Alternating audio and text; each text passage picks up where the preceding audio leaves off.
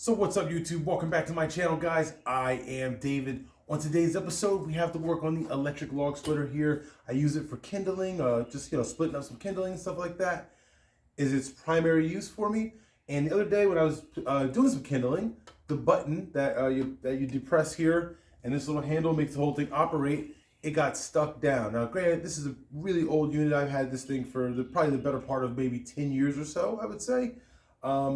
Roughly, maybe 7 to 8 years, whatever, it doesn't matter. Somewhere out there, I've owned it for a lot of years. I picked it up used on Craigslist or Facebook Marketplace, one or the other, many years ago for a few bucks. So it doesn't owe me anything. If it completely crapped out on me, I wouldn't even be mad at it. But the button is stuck, so it's on permanent on, and that's it. So now, this is giving me the opportunity to make this a one-hand operation, possibly a no-hand operation, depending on how this goes.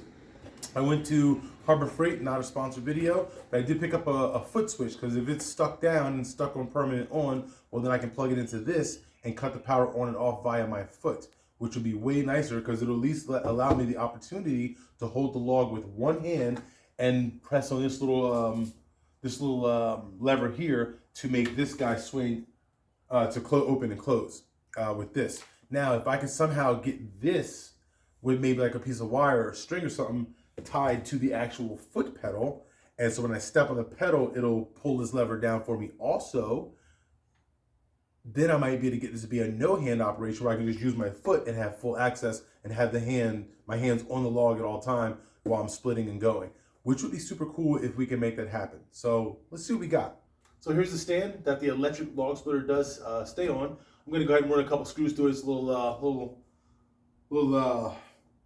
beat up, but it sits outside, so it's to be expected. I'm not gonna rebuild it or anything like that. It still serves a purpose, and not really in the mood to rebuild this, but I'm gonna work with it. Hopefully I can just put something on the bottom over here where I can put the foot pedal at, and maybe, like I said, tie that lever into a string or something. We'll see how it goes.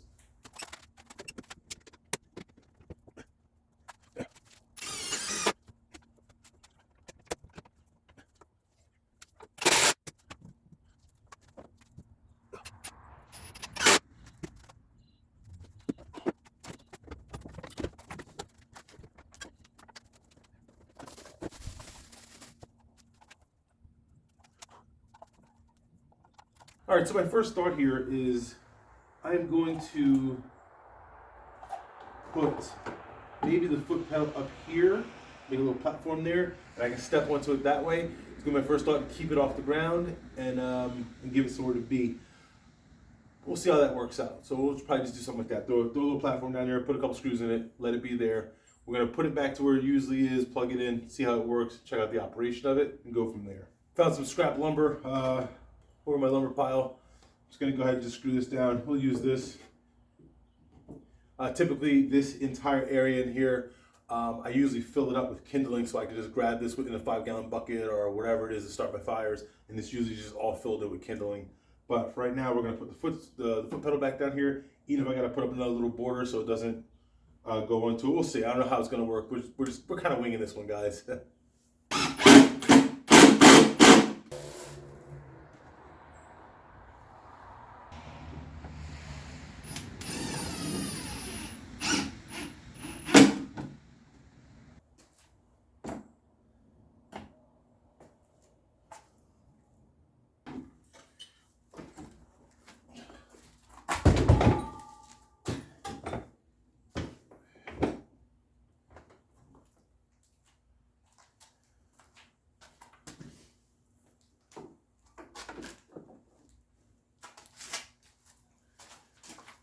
All right, guys, so this is typically where the log splitter sits, outside, back of my house.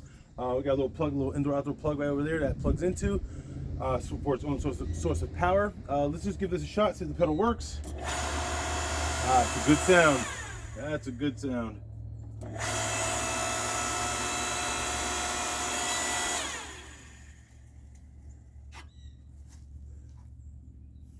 All right, so it sounds like it's gonna work. I'm gonna grab a log or something to do a little kindling with, or head to the wood yard, grab a piece of wood, and split some physically and see how it goes.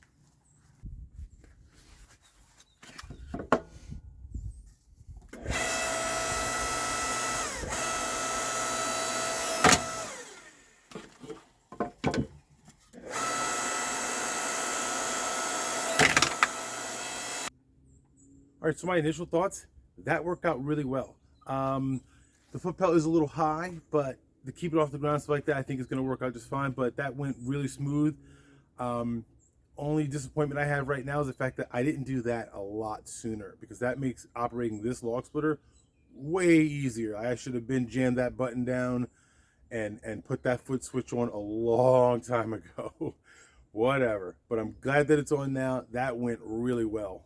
So I'm just gonna leave it as a one-hand operation. I'm okay with hitting the little lever and using the foot, so I'm not gonna bother putting the string to that. At least right now, I'm not gonna bother. I want to let this play out and see how I enjoy this after, an hour of doing kindling. Like, after doing a bunch of it, is my leg tired from being up too high, or how I feel about the whole thing. Because typically when I split up kindling, I take an hour, like I said, and I fill up the entire bin underneath and just fill it up with kindling, so I can grab from it accordingly. And when we get really low, it's not a big deal. You saw to take 1 minute and come out here and just get some kindling going and get a fire going. So not that big of a deal either way. So moving on.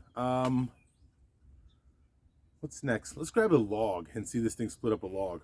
So here we go. We got ourselves a nice round up here. Let's see if this guy will split this one.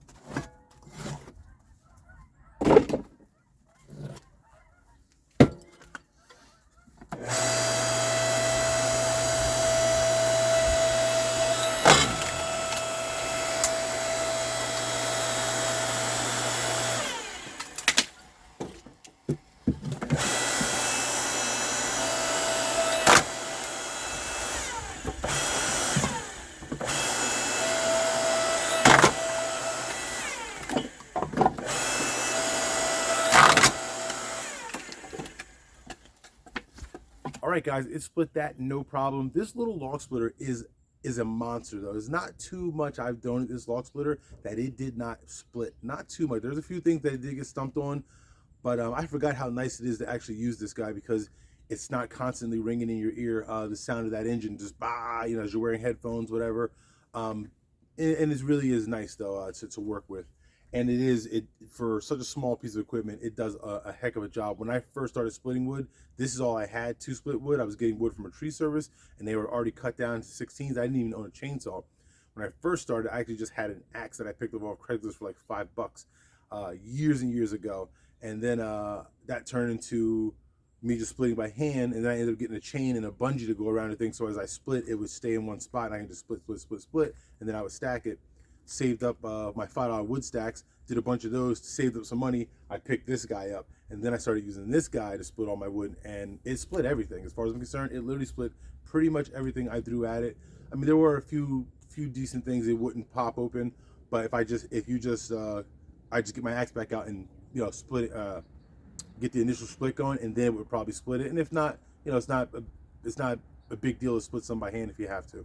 I actually still do it to this day, even though I have two different log splitters. The gas powered one, which it's never gotten stuck on anything, at least that I've thrown at it that I can remember. I don't think I've ever gotten it.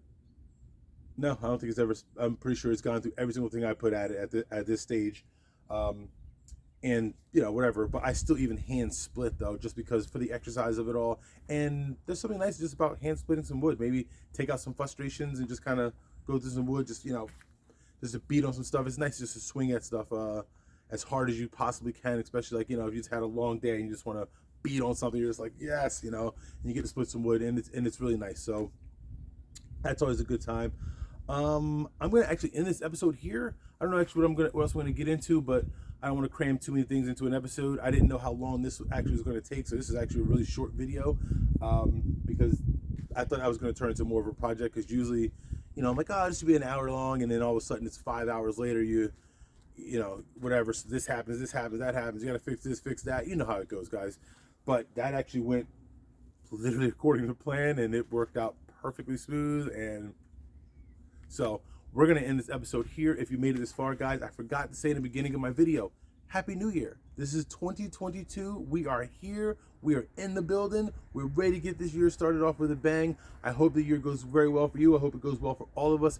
I hope this whole pandemic thing starts to subside. I'm over it, honestly. But, so I don't know. Well wishes to you and yours, guys. As always, two things. Don't forget to take the time to enjoy what you do. And don't forget, work does not do itself. So don't be afraid to get out there and get after it.